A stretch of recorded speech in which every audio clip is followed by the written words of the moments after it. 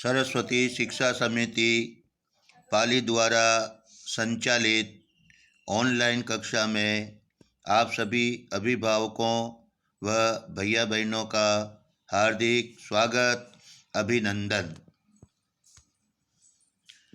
कक्षा द्वितीया विषय संस्कृत पाठः नवमः प्रकरण मम शरीरम।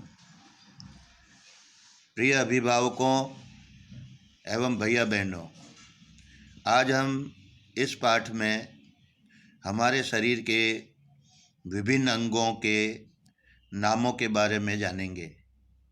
आपने हिंदी, अंग्रेजी इत्यादि में शरीर के अंगों को किस नाम से पुकारते हैं उसके बारे में अध्ययन किया। आज हम संस्कृत में शरीर के विभिन्न अंगों के बारे में जानेंगे कि क्या कहते हैं संस्कृत में। तो आइए आज हम मम शरीरम में शरीर के विभिन्न अंगों की नामों की जानकारी करें।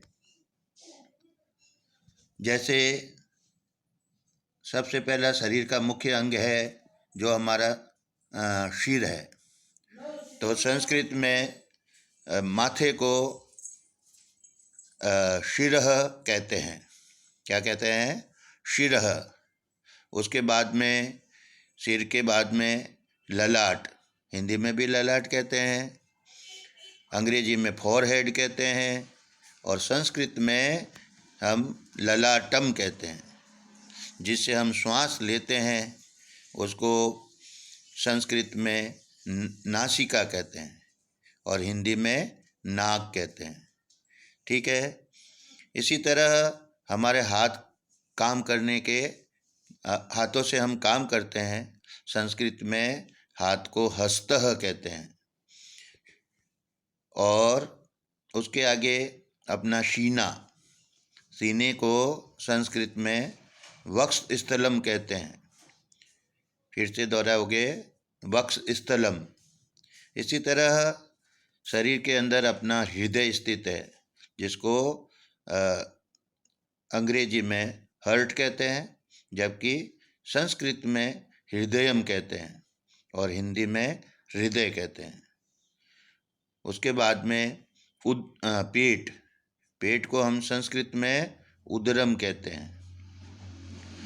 जंघा को हम, जिसको मारवाड़ी में जांग कहते हैं, उसको हम संस्कृत में उरुहु। घुटना, उसको संस्कृत में जानुहु कहते हैं। पादः, उसको पैर संस्कृत में पादः कहते हैं और नीचे वाला जो पंजा है पैर का उसको चरणः कहते हैं। इसी तरह हिंदी में हम कंधा कहते हैं, संस्कृत में स्कंदः कहते हैं और गले को हिंदी में गला कहते हैं, जबकि संस्कृत में उसको ग्रीवा यानी गला। इसी तरह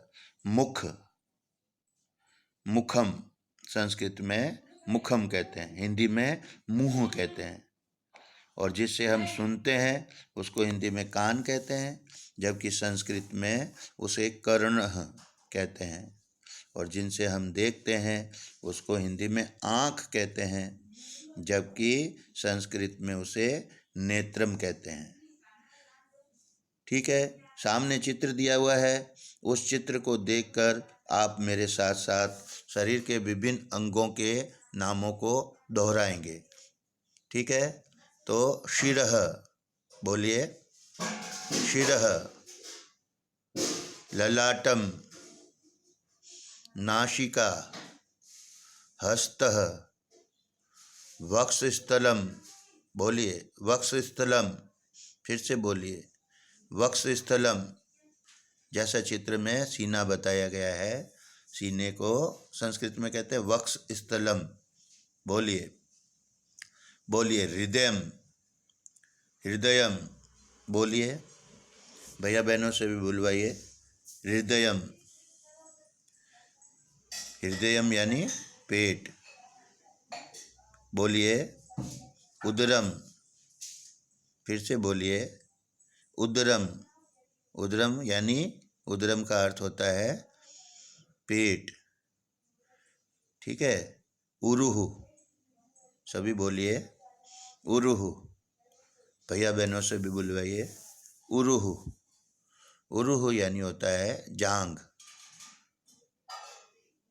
जानुहु, बोलिए जानुहु। फिर से बोलिए जानुहु यानी घुटना। पादः, बोलिए फिर से बोलिए पादः। कहिए पादः। पादः यानी पैर। चरणः, बोलिए चरणः। कहिए चरणः। भैया बहनों से बुलवाइए चरणः।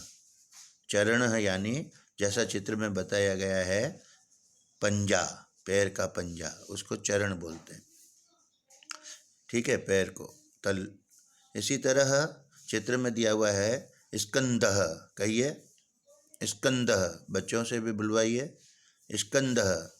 स्कंद यानी होता है कंधा। ग्रीवा, कहिए ग्रीवा। बोलिए ग्रीवा। ग्रीवा यानी गर्दन। मुखम यानी मुंह। कहिए मुखम।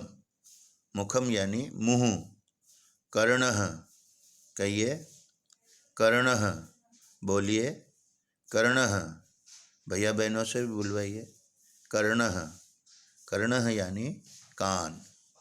नेत्रम, बोलिए नेत्रम। कहिए नेत्रम। भैया बहनों से भी बुलवाइए नेत्रम। नेत्रम यानी आँख। अभी हमने चित्र के माध्यम से शरीर के विभिन्न अंगों के नामों के संस्कृत में जाना। नामों को हमने संस्कृत में जाना। ये सभी शरीर के अंग भैया बहनों से उनकी उत्तर पुस्तिका में सुंदर अक्षरों में 5-5 बार लिखवाएं और उन्हें याद करवाएं।